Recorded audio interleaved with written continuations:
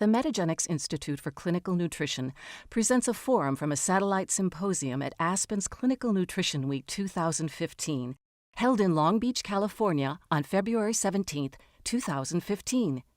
Key thought leaders from clinical nutrition and research discuss inflammation. Should we block or accelerate its resolution?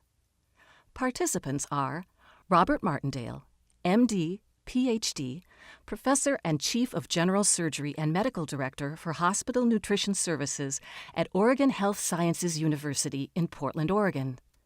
Todd Rice, MD, Assistant Professor of Medicine in Pulmonary and Critical Care Medicine at Vanderbilt University, Nashville, Tennessee.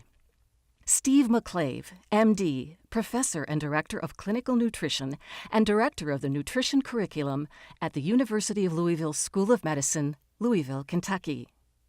Jesmyn Daly, PhD, Postdoctoral Fellow from the Center of Experimental Therapy and Reperfusion Injury, Brigham and Women's Hospital and Harvard Medical School in Boston, Massachusetts.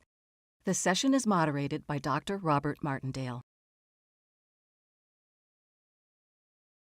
Can we assume that these SPMs can do anything that the intact fish oil, EPA, and DHA can do, only more so?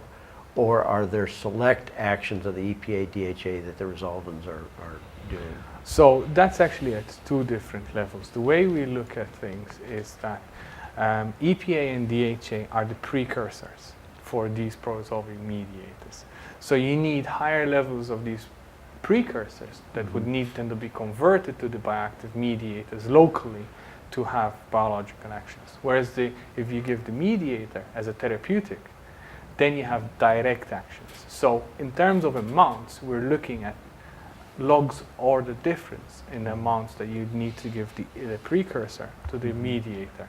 And the other point to keep in mind is that you're still relying on the host, on the body, to make these mediators. So when you have, for example, in trauma or sepsis, when you have the host response that's compromised, that's unlikely that it will actually happen, at least at a level that will be significant to improve outcome.